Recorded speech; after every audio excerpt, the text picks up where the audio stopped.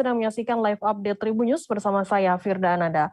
Sore ini kan kami sajikan informasi terkini dan menarik untuk Anda yang dilaporkan secara langsung oleh reporter kami di lapangan. Dan inilah live update selengkapnya. Kita ke berita pertama, saudara. Aksi penembakan oleh orang tak dikenal kembali terjadi di dalam hutan Pulau Haruku, Kabupaten Maluku Tengah pada Sabtu 26 Maret sore. Korban diketahui bernama Ibrahim Sangaji, warga Dusun Nama Negeri Pelau. Kabid Humas Polda Maluku Kombes Pol Muhammad Rum Ohoirat saat dikonfirmasi membenarkan kejadian tersebut. Ia pun mengimbau masyarakat tidak terprovokasi dengan kejadian ini. Informasi lebih lengkapnya akan disampaikan oleh rekan jurnalis kami dari Tribun Ambon. Ada Alvin Resanto yang akan melaporkannya langsung dari sana. Silakan rekan Alvin, laporan Anda. Oke, baik. Terima kasih rekan Firda.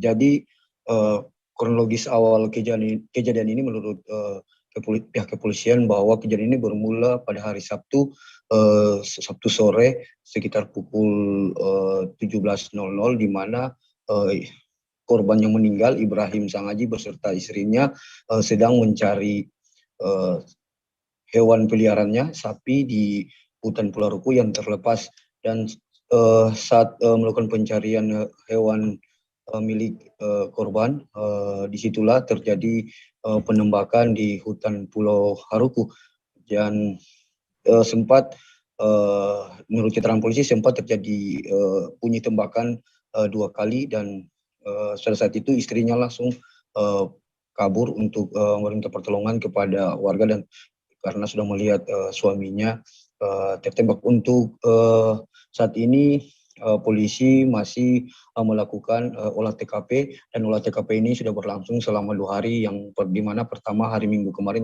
pada tanggal 27 polisi melakukan olah TKP, dan hari ini Senin juga polisi Polresta Pulau Ambon dibantu oleh penyelidiki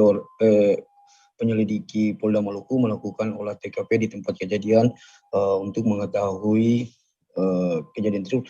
Namun saat ini polisi mempunyai beberapa kendala, di mana pada saat penembakan polisi belum mengantongi banyak saksi karena kejadian tersebut sudah terjadi di hutan Pulau Haruku, jadi saksi juga masih minim, dan untuk itu pihak kepolisian meminta kepada masyarakat agar yang mengetahui kejadian ini agar memberikan informasi supaya penyelidikan kasus ini bisa terungkap secara terang benderang dan bisa mengetahui pelakunya. Untuk proyektil peluru saat ini polisi juga masih melakukan penyelidikan terhadap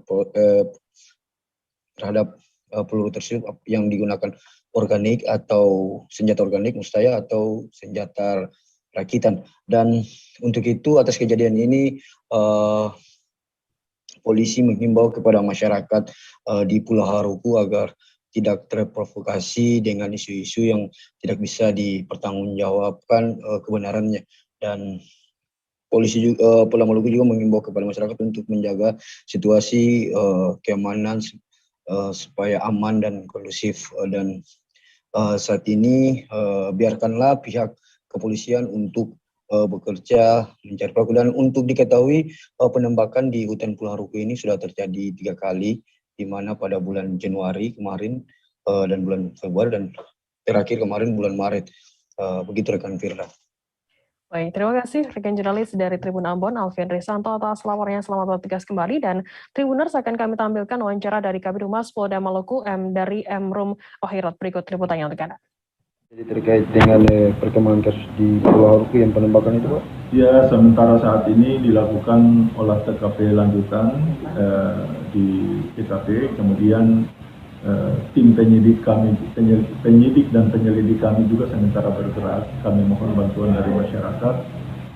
Sekecil apapun informasi dari masyarakat, mohon disampaikan kepada anggota polisi untuk bisa mengungkap secara terang benderang terkait dengan kasus tersebut.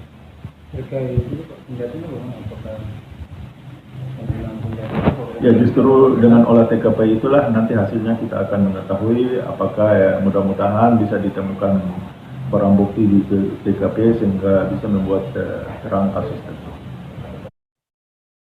Masa aksi dari Aliansi Badan Eksekutif Mahasiswa Seluruh Indonesia atau BEMSI mulai menggelar aksi di kawasan Patung Kuda, tepatnya di depan Monumen Nasional Jakarta Pusat pada Senin 28 Maret.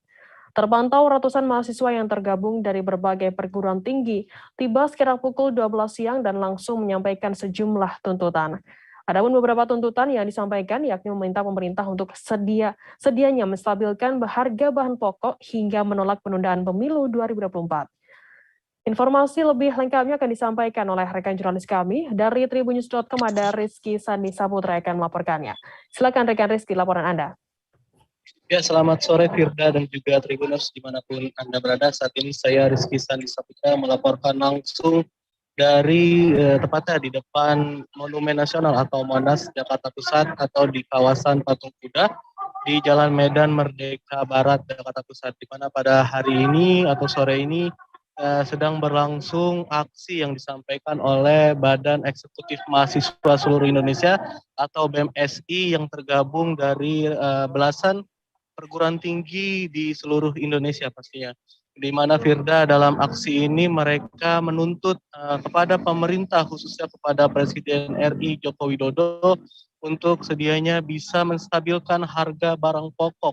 Salah satunya yakni minyak goreng yang belakangan ini memang menuai kontroversi begitu di kalangan masyarakat karena diduga adanya keterlibatan mafia.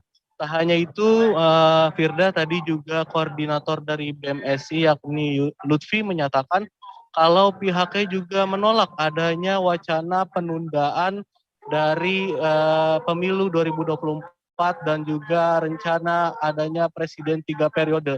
Hal ini karena kata dia berpotensi mencederai kaum muda gitu untuk meregenerasi kaum muda untuk menjadi pemimpin di masa depan begitu. Dan ini juga mencederai nilai reformasi yang sudah diperjuangkan pada tahun 98 silam. Sebagai informasi Firda, untuk saat ini aksi masih terus berjalan, di mana di belakang saya tadi masa aksi masih melancarkan orasinya dengan direspon oleh barikade pihak kepolisian karena mereka berupaya untuk menembus masuk ke area Istana Negara begitu. Tadi juga mereka menyatakan kalau aspirasinya ini bisa didengar oleh pemerintah sebab mereka meyakini kalau upaya yang dilakukan adalah merupakan sambungan lidah dari masyarakat yang mungkin tidak mempunyai privilege untuk menyampaikan pesan kepada pemerintah. Begitu Firda dan juga Tribuners. Baik, terima kasih rekan Rizky Sandi Saputra dari tribunnews.com atas laporannya mengenai gelar aksi unjuk rasa di depan Istana Negara untuk di sana. Baik, terima kasih, selamat bertugas kembali. Kita beralih ke informasi selanjutnya, Saudara. Korban tenggelam di pemandian air terjun Bantimurung, Desa Bantimurung, Kecamatan Bone-Bone, Utara, Sulawesi Selatan, ditemukan meninggal dunia pada Minggu 27 Maret. Korban bernama Ahmad Jayadi, 25 tahun, warga asal Desa Patimang, Kecamatan Malangkelu Utara. Mayat korban ditemukan oleh tim gabungan sekitar pukul 10 pagi waktu Indonesia Tengah. Untuk mengetahui informasi lebih lengkapnya, kami sudah tersambung dengan jurnalis dari Tribun Timur, ada Halik Mawardi yang akan melaporkannya. Silakan rekan Halik, laporan Anda. Ya, terima kasih Firda. Jadi pada akhir pekan kemarin, tepatnya pada Sabtu sore sekitar pukul 15.30 WITA, seorang pengunjung permandian air terjun Bantimurung tenggelam, di mana ia tenggelam saat tengah berekreasi atau mandi-mandi.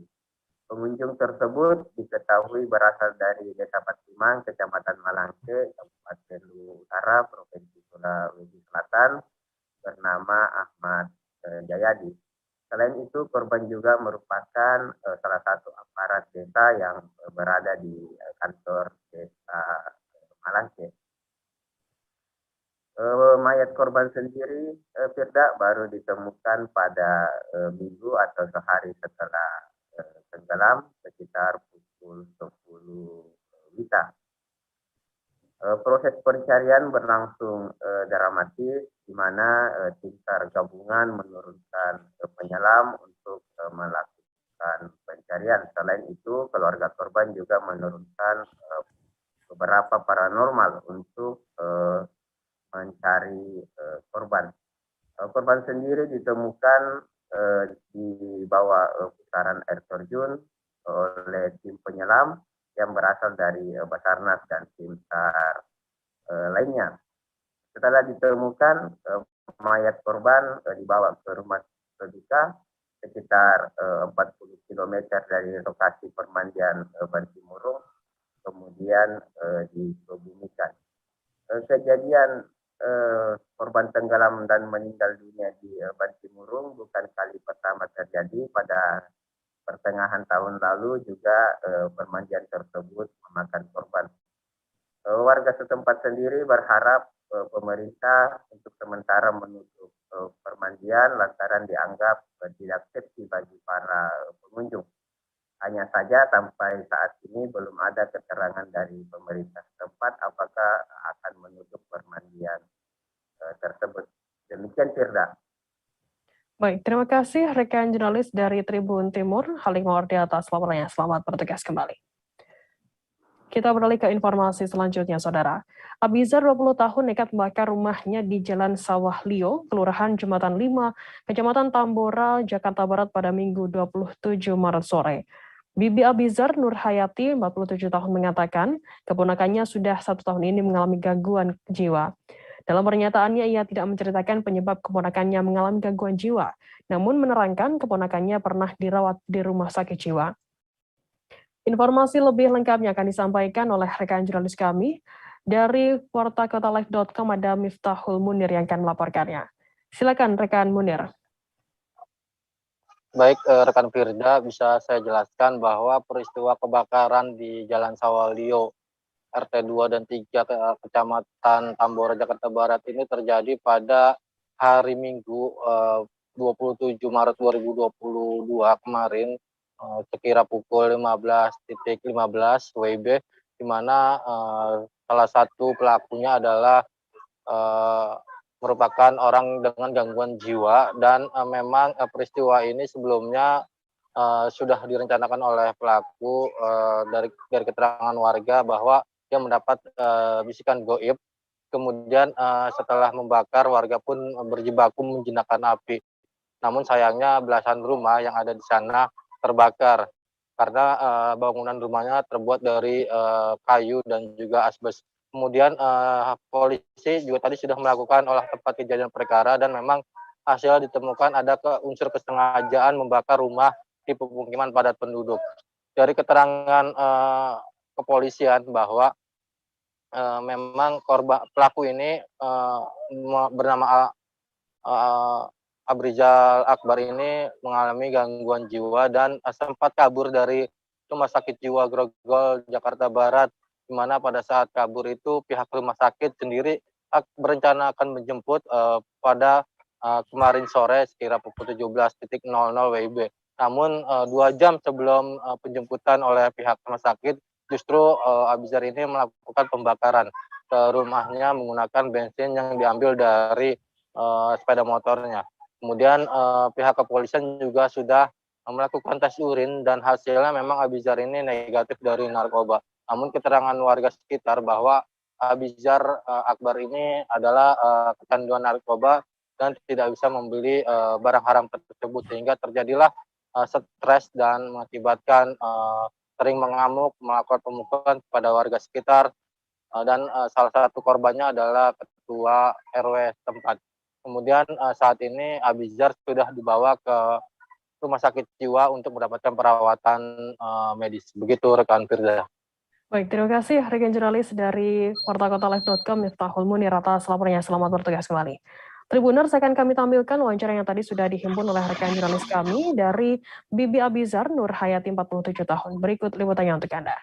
Oh, saya mah kalau dari awalnya saya nggak tahu.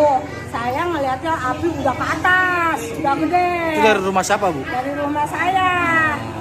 Dari rumah saya asalnya.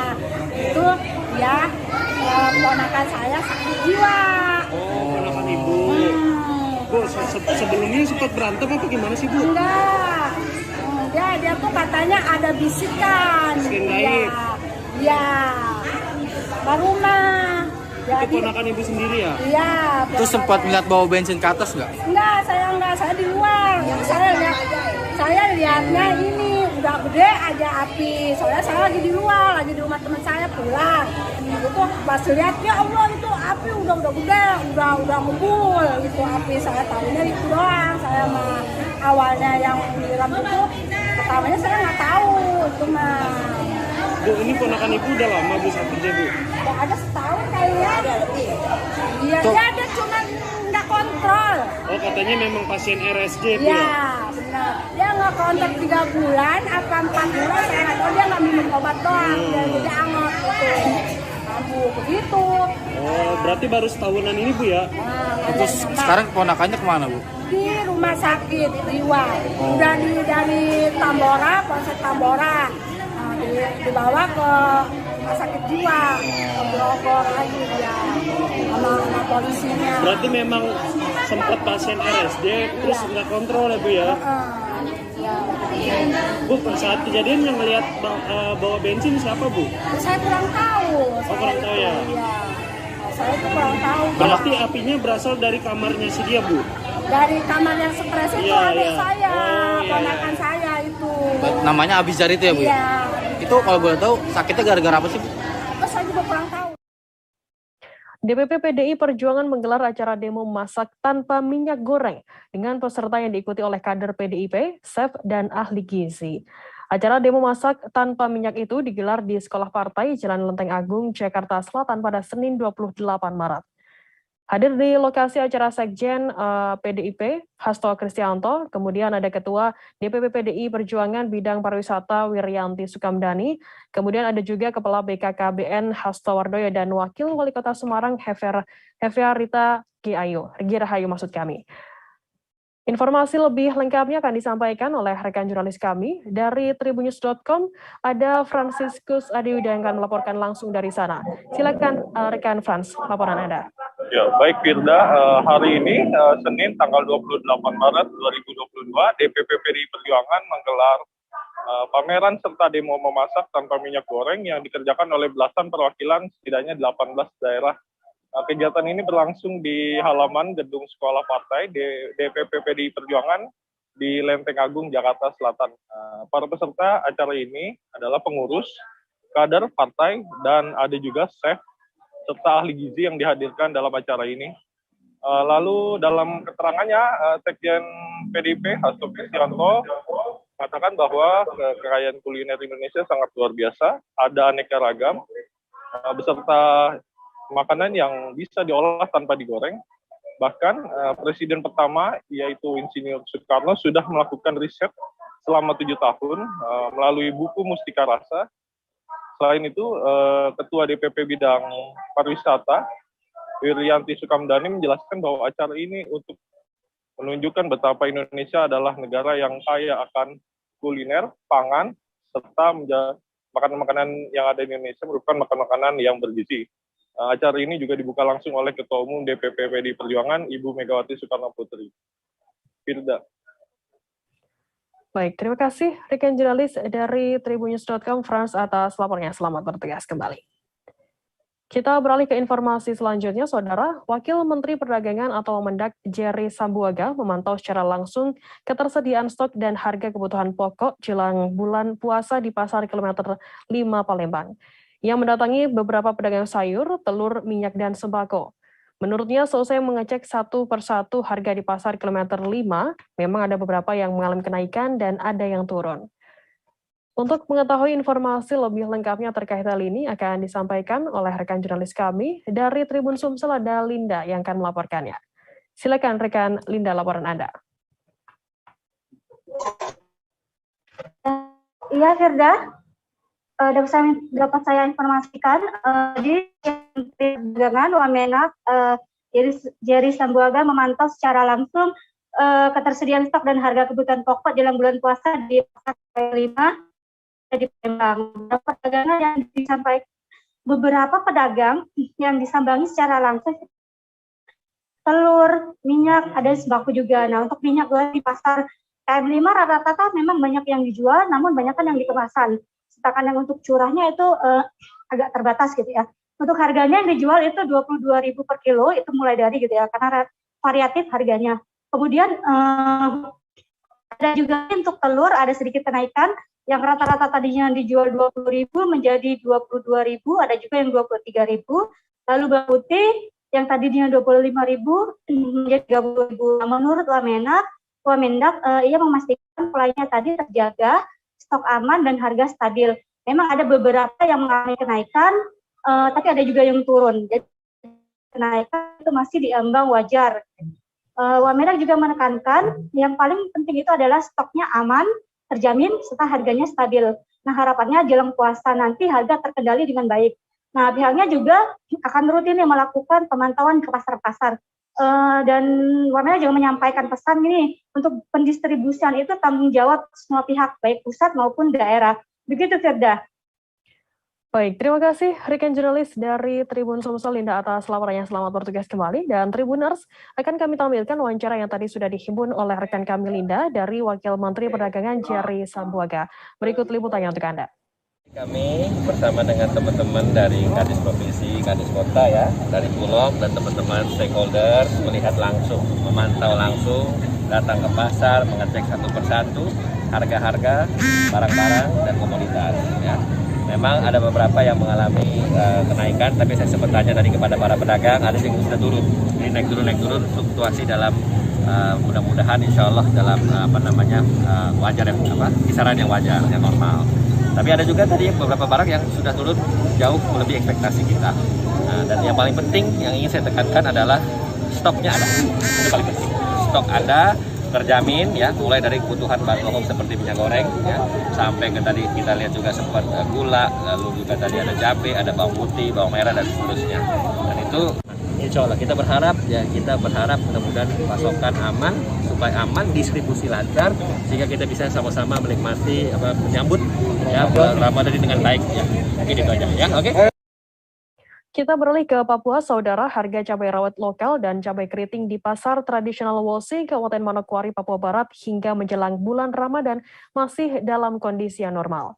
Hal itu disampaikan oleh pedagang cabai di pasar Wosi Manokwari, Didi, 45 tahun. Untuk harga cabai rawit lokal masih di kisaran harga Rp40.000 hingga Rp50.000 per kilogramnya. Sementara untuk cabai keriting berada di kisaran harga Rp60.000 per kilo. Informasi lebih lengkapnya akan disampaikan oleh rekan jurnalis kami dari Tribun Papua Barat, ada Safwan Ashari Rarusun yang akan melaporkannya. Silakan rekan Safwan.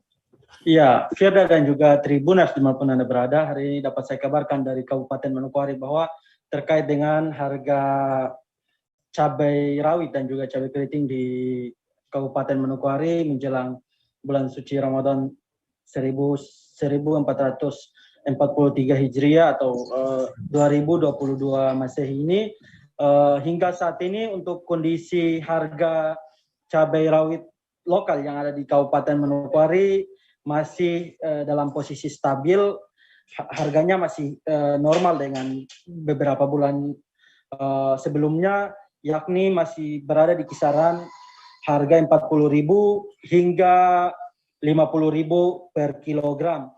Sementara untuk cabai rawit sendiri, berdasarkan keterangan yang kami peroleh dari para pedagang sendiri, mereka mengaku bahwa untuk harga cabai keriting maksud saya, sampai saat ini berada di kisaran Rp60.000 per kilogram. Perlu saya sampaikan bahwa untuk sementara ini cabai rawit komoditinya masih didominasi oleh komoditi lokal, yakni dari Kabupaten Manokwari sendiri dan juga dari sejumlah petani yang ada di wilayah Tambrau, khususnya di distrik Kebar. Dapat saya sampaikan juga bahwa saat ini petani sedang mewanti-wanti terkait dengan putus stok ketika misalkan stok lokal itu sendiri putus begitu, karena sempat ada beberapa pedagang mengaku bahwa sempat terjadi kejadian putus stok cabai rawit dan juga cabai keriting, sehingga sering mereka menaikkan harga sampai berada di kisaran seratusan ribu rupiah per kilogram. Sehingga mereka berharap agar pemerintah dalam hal ini Dinas Perindustrian dan Perdagangan harus melaksanakan, harus mulai mengantisipasi dengan menyiapkan stok dari luar Provinsi Papua Barat untuk menjelang bulan suci Ramadan sendiri. Begitu Firda, kembali ke studio. Baik, terima kasih rekan jurnalis dari Tribun Papua Barat, Salvan atas laporannya. Selamat bertugas kembali. Dan Tribuners, tadi jurnalis kami juga sudah menghimpun keterangan dari pedagang cabai di Pasar Wosi Manokwari, Didi, dan juga pedagang cabai lainnya bernama Rizky. Berikut liputannya untuk Anda. Masih normal, biasa saja hari-hari 45. Bawangnya masih 40 ribu yang bawang putih. Masih stabil. Ini cabai apa, Bang? Cabai rawit? Cabai rawit. Cabai rawit ya. Berarti masih stabil ya harganya.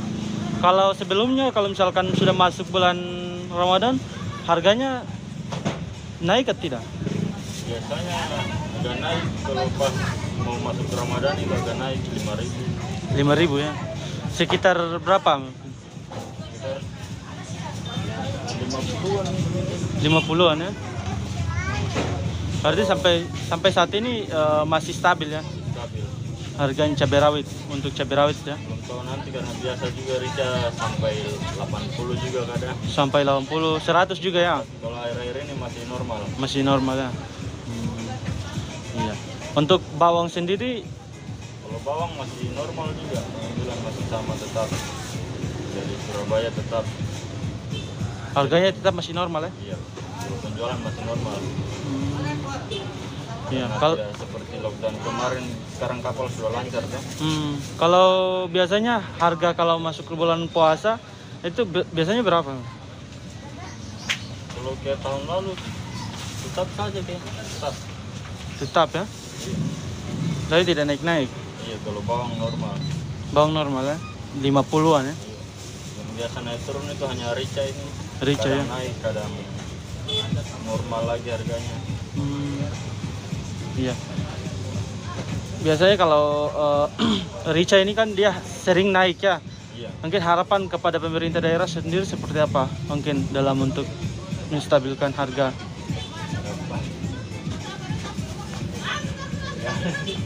Tidak ada ya? Iya. Oke.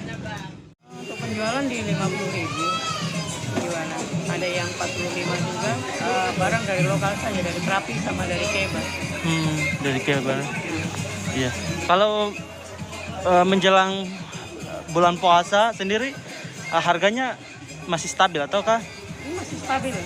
Sudah lama ini hitungannya. 50.000 per kilo ya? 50, 40 antara itu. Cabai rawit ya? Iya, cabai rawit. Cabai rawit ya? Kalau cabai keriting sendiri? Cabai keriting sampai di 80-an. 80-an ya? 80 sampai 80-an. Siap. Selain cabai rawit dan cabai keriting, ini kan ada beberapa komoditi juga, bawang putih dan juga bawang merah. Sampai saat ini bawang merah dan bawang putih Stabil masih 80-an ribu ya? Per kilo? Iya, per kilo. Siap. Ini untuk mengantisipasi putus stok ataupun kekosongan di Musibah angin puting beliung terjadi di Desa Batu Rusa, Kecamatan Merawang, Kabupaten Bangka pada Sabtu 26 Maret. Akibatnya bagian atap rumah-rumah warga terlepas dan penerbangan ditiup angin puting beliung. Masyarakat yang terdampak musibah ini berada di 2 dusun dan 3 RT, yakni di Dusun Pasir dan Dusun Kalibening, termasuk atap kantor lama PLTD Batu Rusa, kemudian podium lapangan bola Batu Rusa dan sebuah SD. Informasi lebih lengkapnya akan disampaikan oleh rekan jurnalis kami. Dari Bangka Pos ada Edwardi yang akan melaporkannya. Silakan rekan Edwardi.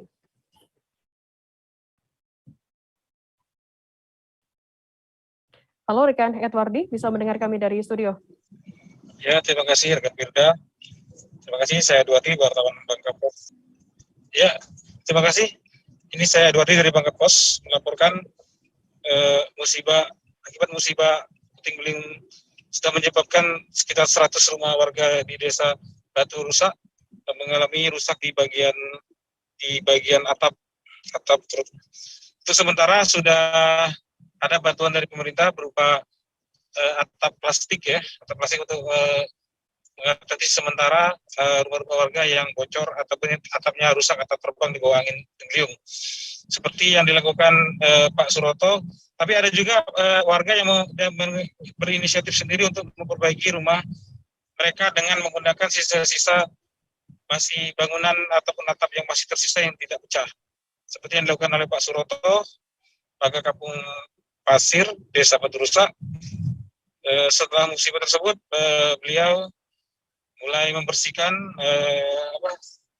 material atap yang dirusak oleh angin puting. Menurut beliau memang musibah angin puting terjadi. Sebelum terjadi itu ditandai dengan adanya bunyi petir 2 kali yang bunyinya cukup menggelegar, kemudian diikuti dengan hujan rintik, dan tiba-tiba muncul angin kencang atau angin puting beliung dari bawah atap, dari arah bawah menghantam atap garasi rumahnya. Demikian juga seperti yang tetangganya juga seperti yang Bapak Dede juga mengalami kerusakan yang sama di bagian atap di garasi rumahnya, dan Bapak Dede juga belum dapat bantuan, namun dia berusaha memperbaiki sendiri dengan sisa-sisa dari seng-seng yang masih bisa digunakan, juga memperbaiki antena TV-nya. Memang di depan rumah Pak Dede itu ada juga podium lapangan bola setempat yang juga yang terbuat dari rangka baja ringan juga terbawa angin sehingga porak-poranda. Demikian juga sejumlah pagar dan juga atap bangunan di bekas PLTD pembangkit tenaga diesel milik PT Timah juga ambruk ya, beberapa bagiannya ambruk terbawa musibah angin.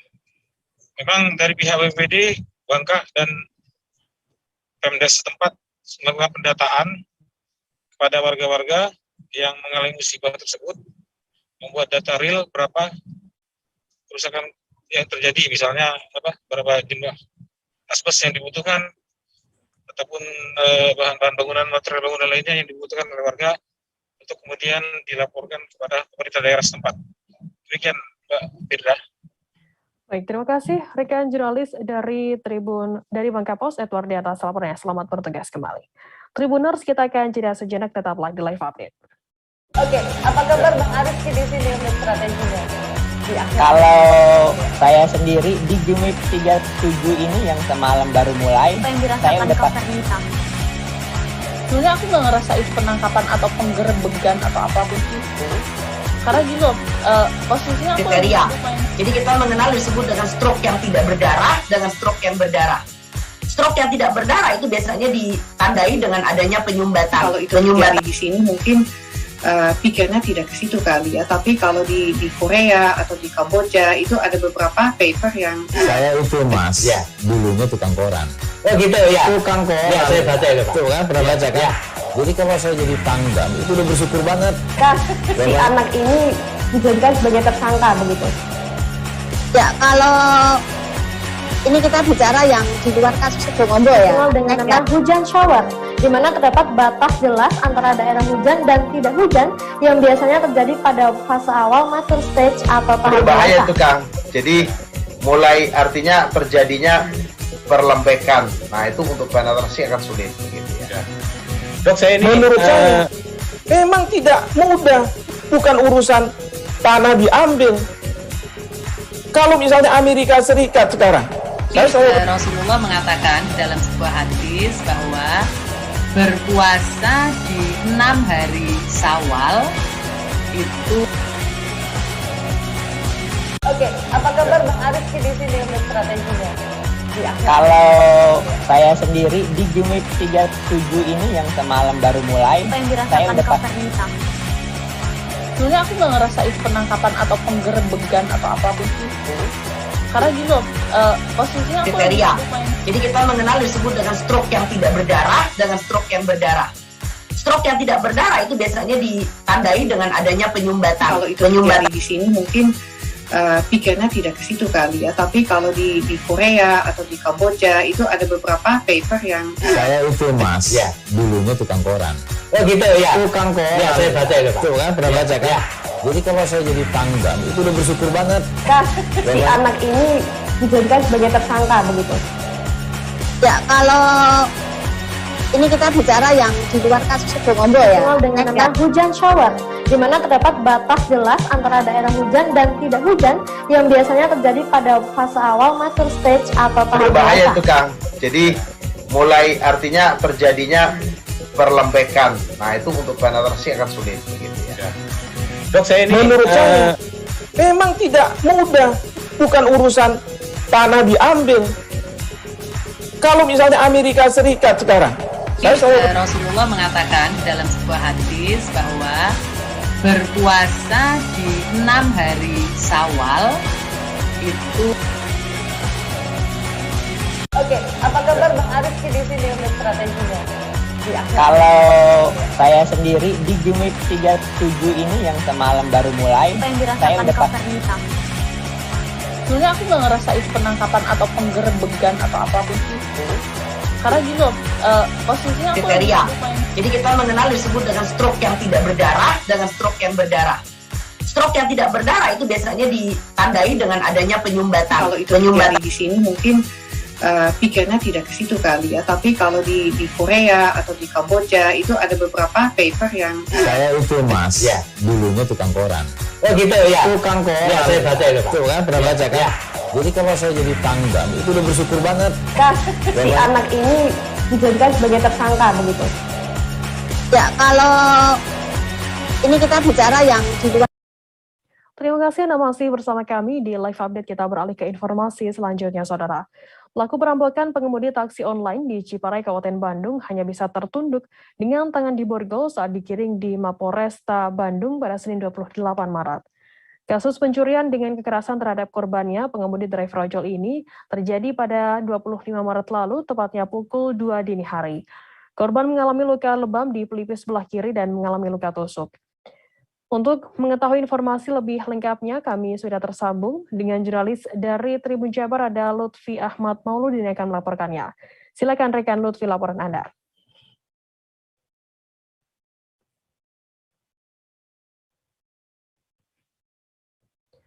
Halo, rekan Lutfi, bisa mendengar kami dari studio? Ya, Firda. Ya, silakan laporan Anda, rekan Lutfi. Ya, baik Firda. Selamat sore, Tribuners dimanapun Anda berada. Terkait kasus perampokan atau pembegalan supir taksi online, itu terjadi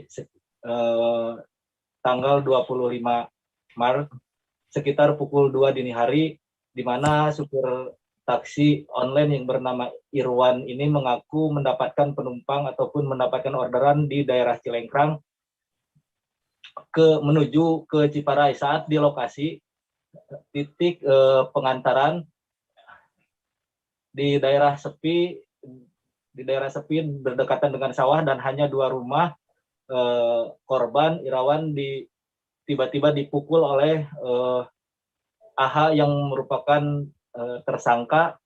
Tak hanya dipukul, korban juga ditusuk dan mengenai lehernya, ditusuk dengan senjata tajam berupa pisau dan mengenai lehernya. Untungnya korban Irawan sempat menangkisnya sehingga tusukan tersebut hanya mengakibatkan luka sekitar 4 jahitan di bagian leher sebelah kirinya.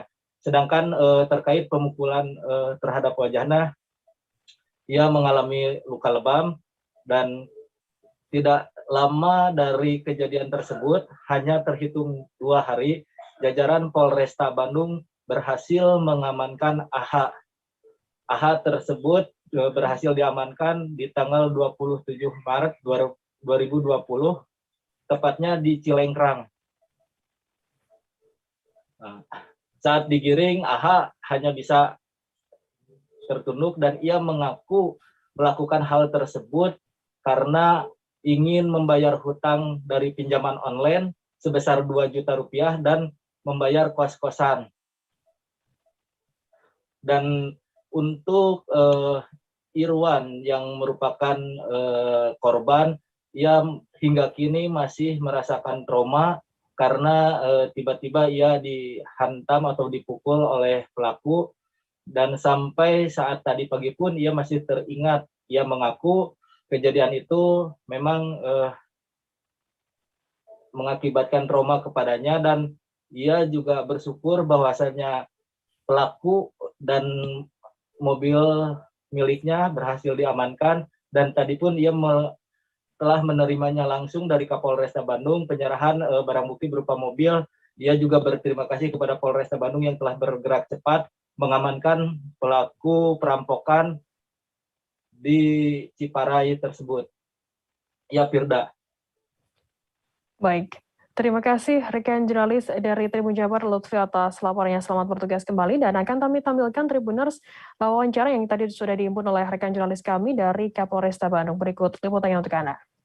Laporan si pengemudi yang pada saat itu mendapatkan orderan untuk menjemput seseorang berinisial AH di daerah Cilengkrang.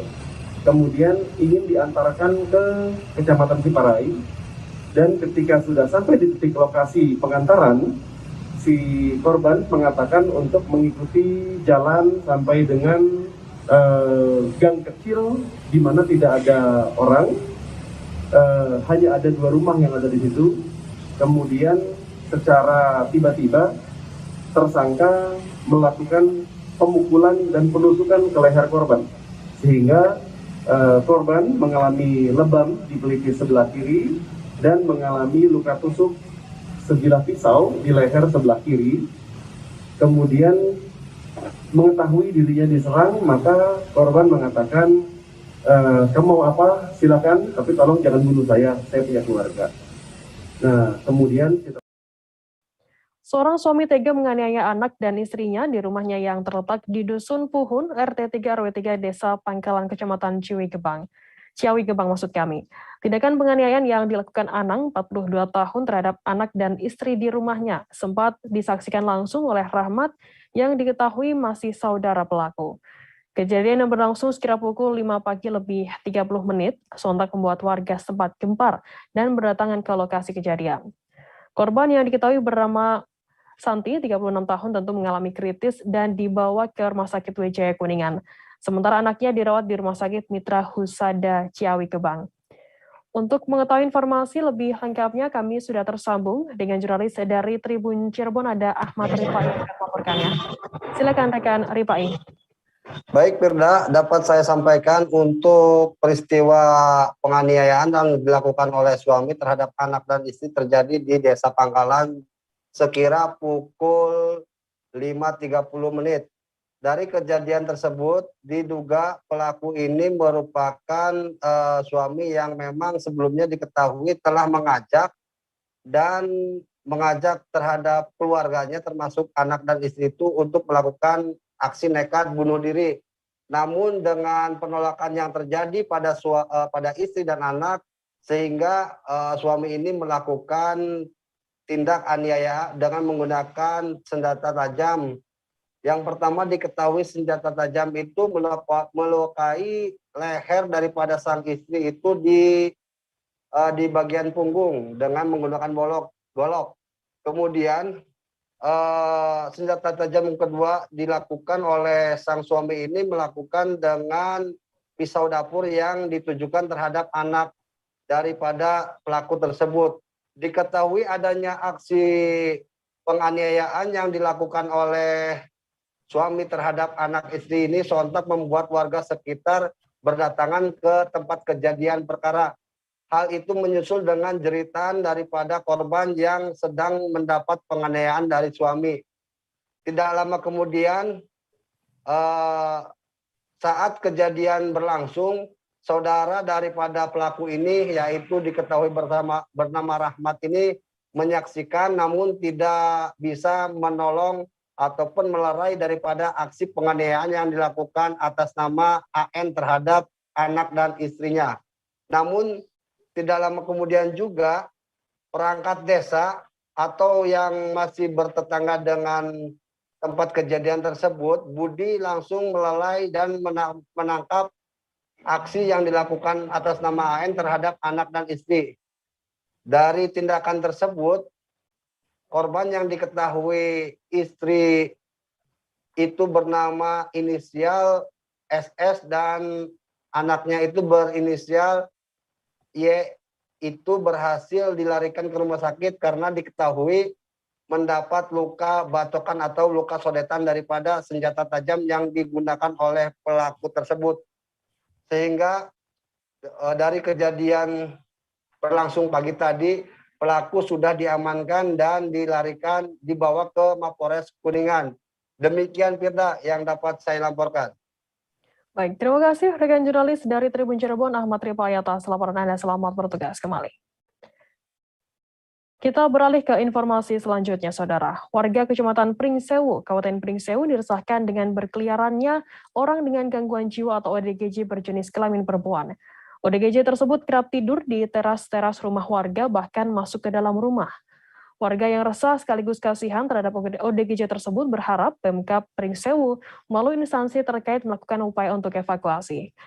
Untuk mengetahui informasi lebih lengkapnya terkait hal ini akan disampaikan oleh rekan jurnalis kami dari Tribun Lampung, ada Didi Budiawan yang akan melaporkannya. Silakan rekan Didi, laporan Anda. Oke, selamat sore Firda, selamat sore Tribuners. Dapat saya laporkan bahwa masyarakat di Kecamatan Pringsewu, Kabupaten Pringsewu, Lampung, resah dengan keberadaan perempuan ODGJ.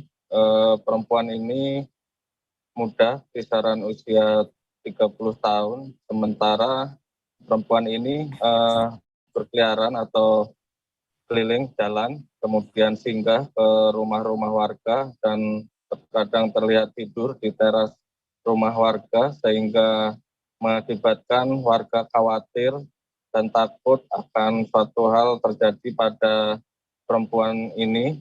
Dan kondisi ini juga dilaporkan masyarakat bahwa perempuan ini juga sering masuk ke dalam rumah ketika ada warga yang lengah dan pintu terbuka.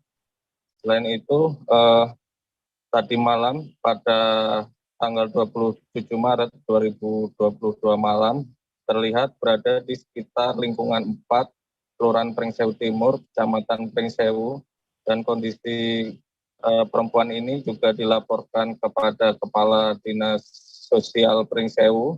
Akan tetapi karena pada saat itu Kepala Dinas Sosial sedang berada di luar kota sehingga belum dapat melakukan tindakan, hanya menyarankan untuk membawanya ke puskesmas.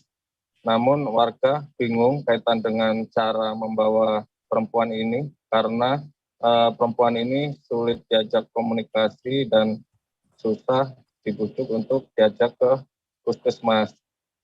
Kemudian warga yang iba memberinya makan, namun tidak berani memberikan tempat singgah di dalam rumah karena takut perempuan ini tidak terduga melakukan aksi mengamuk atau sebagainya, sehingga saat ini kondisinya dibiarkan begitu saja. Dan pada siang hari perempuan muda ini berjalan keliling dan berpindah-pindah tempat, dan masyarakat berharap ada upaya atau tindakan dari pemerintah Kabupaten Pringsewu untuk peduli dengan ODGJ ini, mengingat identitas ODGJ ini masyarakat juga tidak tahu, sehingga tidak mengetahui sanak saudaranya dan asal muasalnya pun juga belum diketahui.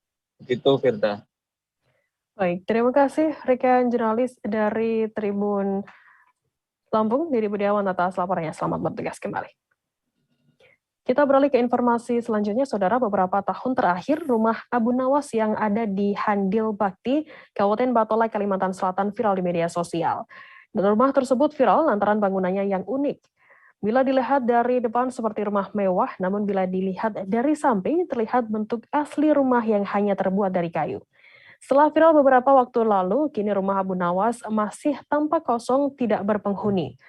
Surya Nur, 46 tahun, warga sekitar mengatakan bahwa rumah tersebut kini sudah tidak lagi ramai didatangi oleh masyarakat. Informasi lebih lengkapnya terkait hal ini akan disampaikan oleh rekan jurnalis kami dari Banjarmasin Post, ada Muhammad Rahmadi yang akan melaporkannya. Silakan rekan Rahmadi. Oke, Firda, dapat saya laporkan. Masyarakat Kalimantan Selatan mungkin sudah tahu bahwa rumah Abu Nawas itu sempat viral beberapa tahun lalu, tepatnya 4 tahun belakangan. Nah, di mana rumah ini memiliki kondisi yang cukup unik, di mana di depannya terlihat seperti rumah mewah, namun bila dilihat dari samping itu nampak seperti rumah pada umumnya. Ini terbuat dari kayu dan atap sirap. Nah, setelah 4 tahun berlalu, ternyata rumah yang dijuluki Abu Nawas ini masih kosong. Terlihat dari luar maupun dari dalam itu tidak ada penghuninya. Nah, karena kosong, rumah ini seakan tidak terawat karena bisa dilihat sendiri cat pada bangunan depan terlihat kusam dan sekitar rumah juga dipenuhi oleh tumbuhan liar. Nah, sementara di bagian sisi belakang itu dinding rumah sendiri terlihat sudah rapuh. Nah, saya sempat mewawancari juga warga sekitar. Menurut warga itu rumah Abu Nawas ini merupakan milik seorang dokter yang ada di Banjarmasin, mana rumah ini rencananya akan dijadikan rumah makan yang bernama Rumah Makan Abu Nawas. Namun sampai saat ini rencana itu belum juga terrealisasi. Warga sekitar pun mengaku biasanya selang beberapa bulan begitu ada utusan dari pemilik rumah itu yang meminta agar warga sekitar membersihkan lingkungan sekitar rumah dari rumput-rumput liar. Nah, warga sekitar apabila membersihkan itu biasanya diberi uang lelah dari pemilik rumah sendiri. Begitu, Firda. Baik, terima kasih rekan jurnalis dari Banjarmasin Post, Muhammad Rahmadi atas laporannya. Selamat bertugas kembali. Tribuners, selesai jeda kami akan kembali dengan informasi menarik lainnya. Tetaplah di Live Update. Oke, apa kabar Bang Arif di sini untuk strateginya? Kalau saya sendiri di Jumit 37 ini yang semalam baru mulai, Apa yang saya dirasakan udah Kak Fernita? Sebenarnya aku nggak ngerasain penangkapan atau penggerebegan atau apapun itu. Karena gini loh, posisinya aku Kriteria. Jadi kita mengenal disebut dengan stroke yang tidak berdarah dengan stroke yang berdarah. Stroke yang tidak berdarah itu biasanya ditandai dengan adanya penyumbatan. Kalau itu terjadi di sini mungkin pikirnya tidak ke situ kali ya. Tapi kalau di Korea atau di Kamboja itu ada beberapa paper yang Saya itu Mas, dulunya tukang koran. Oh gitu ya. Tukang koran. Ya, saya baca itu, Pak. Tuh kan, pernah baca kan? Jadi kalau saya jadi pangdam itu udah bersyukur banget. Kak, si anak ini dijadikan sebagai tersangka begitu. Ya, kalau ini kita bicara yang di luar kasus Sibolombo ya. Dikenal dengan nama hujan shower, di mana terdapat batas jelas antara daerah hujan dan tidak hujan yang biasanya terjadi pada fase awal mature stage atau tahap Berbahaya dewasa. itu Kang. Jadi mulai artinya terjadinya perlembekan. Nah itu untuk penetrasi akan sulit begitu ya. Dok, saya ini menurut saya memang tidak mudah, bukan urusan tanah diambil. Kalau misalnya Amerika Serikat sekarang, Rasulullah mengatakan dalam sebuah hadis bahwa berpuasa di 6 hari Syawal itu. Oke, apa kabar Bang Arif di sini untuk strateginya? Kalau saya sendiri di Jumit 37 ini yang semalam baru mulai, Apa yang saya dirasakan udah Kak Fernita? Sebenarnya aku nggak ngerasain penangkapan atau penggerebegan atau apapun itu. Karena gini loh, posisinya aku Kriteria. Jadi kita mengenal disebut dengan stroke yang tidak berdarah dengan stroke yang berdarah. Stroke yang tidak berdarah itu biasanya ditandai dengan adanya penyumbatan. kalau itu terjadi di sini mungkin pikirnya tidak ke situ kali ya. Tapi kalau Terima kasih Anda masih bersama kami di Live Update. Kita beralih ke informasi selanjutnya, Saudara. 2 orang warga Sulawesi Selatan ditangkap kepolisian Resort Nagekeo, Nusa Tenggara Timur dalam kasus kepemilikan narkoba. Keduanya ditangkap di 2 wilayah yang berbeda, di daerah Kota Mbai, Ibu Kota Kabupaten Nagekeo, Provinsi Nusa Tenggara Timur. Penangkapan pertama dilakukan terhadap A, 46 tahun, warga Jeneponto yang berprofesi sebagai sopir kendaraan. Tersangka A merupakan seorang pria dengan perannya sebagai kurir. A ditangkap di ruas Jalan Trans Dangamara Pokot, Kolikapa, Kelurahan Bayi 1, Kecamatan Aisesa, Kabupaten Nagekeo. Berdasarkan hasil pengembangan pemeriksaan terhadap A, polisi kemudian bergerak menangkap NP, 52 tahun, seorang pria di tempat usaha penjualan buah Kompleks Pasar Danga. Informasi lebih lengkapnya akan disampaikan oleh rekan jurnalis kami. Dari Tribun Flores ada Patrianus Meo Jawa yang akan melaporkannya. Silakan rekan Patrianus. Terima kasih Firda dan Tribuner semua. Dapat saya laporkan dari Kabupaten Nagekeo bahwa benar Satuan Kepolisian Resort Nagekeo berhasil menangkap 2 orang tersangka dalam kasus kepemilikan narkoba jenis sabu pada hari Sabtu tanggal 26 Maret tahun 2022. Nah, Firda, ini adalah penangkapan pertama di Kabupaten Nagekeo, di mana polisi mula-mula menangkap tersangka A yang berprofesi sebagai sopir truk.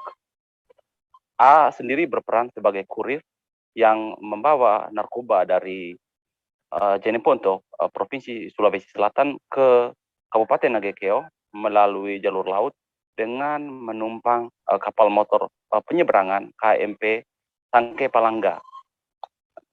Atas keterangan dari A, polisi kemudian bergerak menangkap NP usia 52 tahun, seorang wirausaha yang memiliki tempat jualan buah-buahan dan sembako di Kompleks Pasar Danga di hari yang sama, Firda. Dari 2 pengembangan itu, polisi kemudian menahan keduanya bersama 2 orang lagi, Firda, yang 2 orang yang ikut ditahan ini, yaitu penumpang yang turut menumpang truk yang dikemudikan oleh tersangka A. Nah, dari hasil pengembangan polisi selain menahan 2 tersangka ini, polisi juga mengamankan barang bukti lain seperti 5 unit telepon genggam dan uang sebesar Rp425.000, Firda. Nah, pada hari Minggu kemarin, tanggal 27 Maret tahun 2022, Kepolisian Resort Nagekeo bersama Satir Narkoba Kepolisian Daerah Nusa Tenggara Timur melakukan penggeledahan terhadap truk yang dikemudikan oleh tersangka A. Nah, informasi yang kami peroleh bahwa penggeledahan itu masih berhubungan dengan kasus narkoba. Namun berdasarkan pantauan langsung kemarin, Firda, bahwa yang dimaksud dengan penggeledahan itu ternyata hanya untuk memindahkan barang-barang yang diangkut dalam truk yang dikemudikan oleh tersangka A dan dipindahkan ke truk yang lain. Adapun muatan-muatan yang dipindahkan tersebut yakni berupa buah-buahan, barang-barang dapur dan alat-alat lainnya, Firda. Nah, Firda, sampai saat ini Kepolisian Resort Nagekeo belum mengumumkan hasil pengembangan pengungkapan jaringan narkotika di Kabupaten Nagekeo berdasarkan hasil penyelidikan polisi. Kita masih terus menunggu update informasi terbaru dari Kepolisian Resort Nagekeo terkait dengan status ke-4 orang yang ditahan hingga saat ini, di mana 2 orangnya yaitu A umur 46 tahun dan NP umur 52 tahun saat ini sudah ditetapkan sebagai tersangka. Nah, Firda, Kepolisian Resort Nagekeo mengancam kedua orang ini dengan undang-undang narkoba dengan ancaman 9 tahun penjara, Firda. Demikian laporan saya, Firda. Baik, terima kasih rekan jurnalis dari Tribun Flores, Patrianus, atas laporannya. Selamat bertugas kembali. Kita beralih ke informasi selanjutnya, Saudara. Sebanyak 10 unit kendaraan bermotor roda 2 dan 10 ton minyak goreng dikembalikan Polres Manggarai Barat kepada pemiliknya pada Sabtu 26 Maret. Sebelumnya minyak goreng dan 10 motor tersebut merupakan bagian dari 26 motor yang diamankan oleh Pangkalan Angkatan Laut Labuan Bajo di Pelabuhan Multipurpose Wai Kelambu, Labuan Bajo pada Jumat 25 Maret karena diduga tidak memiliki dokumen. Informasi lebih lengkapnya terkait hal ini akan disampaikan oleh rekan jurnalis kami dari Tribun Flores, ada Gesio Viana yang akan melaporkannya. Silakan rekan Gesio. Selamat sore rekan Firda, selamat sore Tribuners dimanapun Anda berada. Dapat saya laporkan langsung dari Labuan Bajo, Kabupaten Manggarai Barat, Provinsi Nusa Tenggara Timur. Polres Manggarai Barat mengembalikan sebanyak 10 motor dan juga 10 ton minyak goreng kepada pemiliknya setelah sebelumnya melakukan proses pengembangan dan penyelidikan terkait dengan dugaan pengiriman atau penyelundupan motor bodong maupun juga minyak goreng yang tidak memiliki dokumen pada Jumat 25 Maret 2022 lalu di Pelabuhan Multipurpose Labuan Bajo. Pengungkapan dugaan kasus ini dilakukan oleh pihak Lana Labuan Bajo yang melakukan pemeriksaan, pengecekan dokumen, dan selanjutnya diserah terimakan kepada Polres Manggarai Barat pada Sabtu lalu. Dan dalam proses pengembangan kasus tersebut, Polres Manggarai Barat dalam hal ini Satreskrim Polres Manggarai Barat melakukan pemeriksaan terhadap sejumlah saksi maupun juga pemeriksaan dokumen-dokumen yang ada sehingga menemukan bahwa dari 26 unit motor yang dibawa dari Surabaya maupun juga 10 ton minyak goreng yang terbagi di 2 truk ekspedisi diketahui memiliki dokumen yang lengkap, di mana para pemilik kendaraan sebanyak 10 orang membawa surat-surat atau dokumen yang menunjukkan kepemilikan atas kendaraan tersebut, dan pihak pembeli dalam hal ini distributor yang mendatangkan minyak goreng tersebut menggunakan truk ekspedisi menunjukkan dokumen-dokumen maupun juga surat-surat lainnya yang menunjukkan bahwa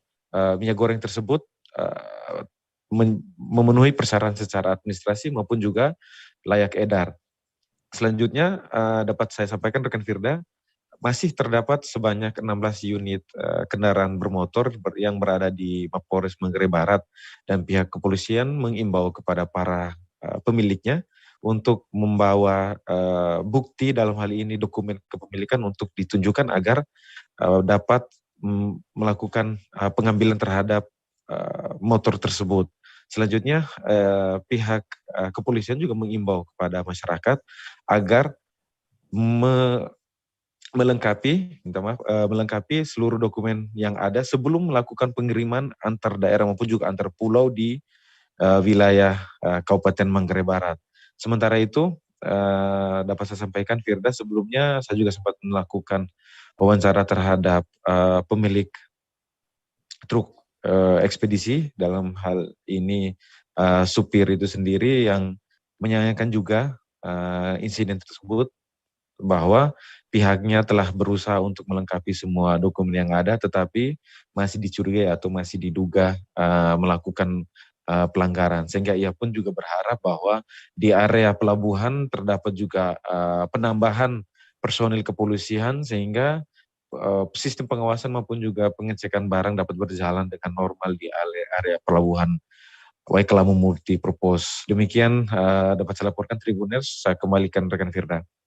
Baik, terima kasih rekan jurnalis dari Tribun Flores, Kesi Oviana atas laporannya. Selamat bertugas kembali. Jadi hari ini kita dari hasil pemeriksaan dari temuan kemarin dari 26 sepeda motor, dari hasil pemeriksaan dan klarifikasi ditemukan ada 10 sepeda motor yang dilengkapi dengan surat dengan BPKB. Jadi hari ini yang kendaraan yang dilengkapi dengan surat-surat lengkap kami serahkan kembali kepada pembeli atau yang menguasai barangnya. Terkait minyak goreng juga atau? Yang diserahkan ada 10 unit sepeda motor kepada yang sudah lengkap dengan BPKB. Terkait dengan minyak goreng dari hasil klarifikasi dengan koordinasi dengan pihak Perindakop bahwa minyak itu tidak ada masalah, jadi sudah layak edar bisa di seluruh Indonesia. Demikian. Kalau untuk pengiriman antar pulau, itu apa-apa harus dilengkapi sih sebenarnya sehingga bisa tidak terjadi persoalan seperti ini lagi? Kendaraan. Nah, untuk kendaraan maupun juga. Jadi himbauan kami kepada rekan-rekan mungkin teman-teman yang melakukan pengiriman barang supaya dalam pengiriman kendaraan bisa dilengkapi dengan kelengkapan semua kendaraan, baik STNK, BPKB, kalaupun surat lain yang perlu dipenuhi dilengkapi semua supaya tidak jadi kendala dalam pengiriman dan merugikan pemilik kendaraan itu. Untuk sisa yang lainnya bagaimana? Untuk sisa yang kendaraan yang lain, 16 kendaraan yang lain, tentunya kami akan tetap dalami kepemilikannya. Kalaupun ada masyarakat yang memiliki bukti kepemilikan yang sah, silakan datang. Kami akan lakukan pengecekan. Kalaupun sesuai, kami akan serahkan pada pemiliknya yang sah. Bagi saya, untuk perusahaan saya, khususnya minyak goreng yang disebarkan dengan kata-kata penyeludupan itu yang menjadi penyesalan bagi perusahaan saya. Jadi tolong Pak wartawan mereka untuk bisa merevisi kembali kata-kata itu dengan kehadiran minyak goreng di tengah kelangkaan ini. Jadi kira-kira itu saja. Sebenarnya minyak goreng itu seperti apa menurut itu? Ya kalau menurut kami bahwa minyak goreng itu layak dikonsumsi oleh semua orang ya, dan tidak ada kendala mestinya. Terus ada penahanan dan diberitakan bahwa minyak goreng itu ada penyelundupan. Itu yang jadi penyesalan bagi perusahaan saya atau saya sendiri yang sempat kecewa. Kecewa sekali. Sedangkan semua dokumen telah dilengkapi semua baru datang ke sini kan? Dokumen semua lengkap. Faktur pembelian dari pabrik juga lengkap. Perusahaan saya. Harapannya ke depan seperti apa? Kayak ini kan terus akan melakukan pekerjaan mengantarkan barang ini. Harapan ke depan ya, saya juga lebih setuju ke kinerja polisi untuk terus melakukan yang seperti ini, yang dalam tujuan baik ya saya lebih setuju. Itu saja. Dalam hal pengawasan ya. Polisi mesti selalu ada di sana biar lebih jelas untuk menangani hal-hal yang selanjutnya. Jangan sampai akan terjadi yang seperti kemarin. Kami digeret ke sana, ke sini, hasil akhirnya kami tetap di kepolisian. Jadi kami minta di setiap laporan itu mesti polisi itu mesti ada, harus ada. Ratusan warga Pekanbaru yang mengatasnamakan Aliansi Nasional Indonesia Sejahtera atau ANIS mendeklarasikan diri mendukung Anies Baswedan sebagai calon presiden 2024 mendatang. Acara deklarasi ini sekaligus pelantikan pengurus relawan Anies dan emak-emak Anies pada Minggu 27 Maret. Ada 3 pengurus yang dilantik yakni Anies Riau, Pekanbaru, dan serta emak-emak Anies atau disingkat Manis. Informasi lebih lengkapnya akan disampaikan oleh rekan jurnalis kami dari Tribun Pekanbaru, ada Alexander Kintonanma di sana. Silakan rekan Alexander. Baik, terima kasih rekan Firda. Selamat sore rekan Tribunar semua. Sebagaimana diketahui pada hari Minggu kemarin, ratusan warga Pekanbaru yang mengatasnamakan Aliansi Nasional Se-Indonesia Indonesia Sejahtera atau disingkat dengan ANIS, mendeklarasikan diri mendukung Anies Baswedan sebagai calon presiden 2024 mendatang. Acara deklarasi ini sekaligus pelantikan pengurus relawan Anies dan emak-emak yang disingkat dengan Manis pada hari Minggu tersebut. Kemudian di sana ada dilantik 3 kepengurusan yakni Anies Riau, kemudian juga untuk DPD Pekanbaru, serta emak-emak Anies tadi. Dan kemudian pelantikan itu juga ditandai dengan pengucapan janji setia untuk mendukung Gubernur DKI Jakarta itu untuk maju menjadi calon presiden 2024 mendatang. Sementara itu ke acara itu juga dihadiri secara langsung oleh Laode Basir selaku koordinator Anies, dan dia menyatakan tujuan deklarasi itu untuk menguatkan konsolidasi dari organisasi pusat sampai ke daerah untuk membentuk pengurus di kabupaten kota, tingkat kecamatan, kelurahan, hingga ke RT RW.